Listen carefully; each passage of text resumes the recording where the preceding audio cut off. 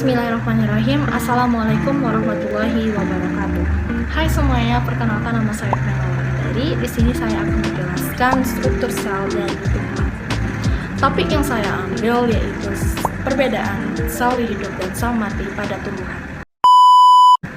Setiap makhluk hidup pasti tersusun atas sel yang merupakan unit fungsional dan herediter terkecil dari makhluk hidup.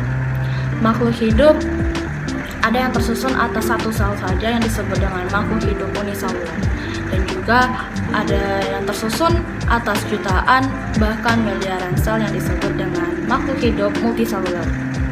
Tentu saja suatu sel tersebut bekerja bersama-sama sesuai dengan tugasnya masing-masing, sehingga makhluk hidup dapat hidup dan melaksanakan aktivitasnya.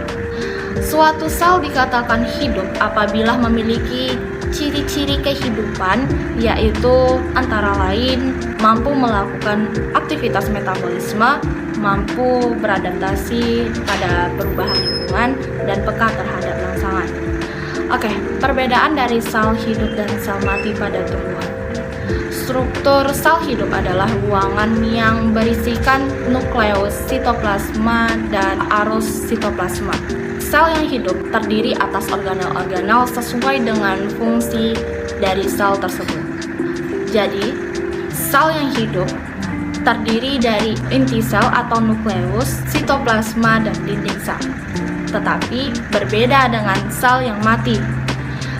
Sel yang mati hanya terdiri dari dinding sel dan isi vakuola. Secara umum, kematian sel terjadi akibat kematian dari inti sel tersebut. Oke, jadi yang ada pada sel mati ini hanyalah dinding sel pada tumbuhan dan sitoplasma tanpa organel dan isinya. Dapat kita lihat contoh tumbuhan pada Alymsepa atau bawang merah memiliki inti sel. Sedangkan contoh sel mati pada tumbuhan Manihot utilissima atau empulur batang singkong tidak memiliki inti sel. Jadi dapat kita simpulkan perbedaan dari sel hidup dan sel mati hanya terdapat pada inti selnya saja.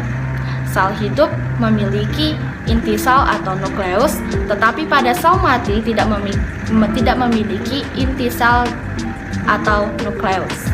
Jadi hanya itu yang dapat saya sampaikan.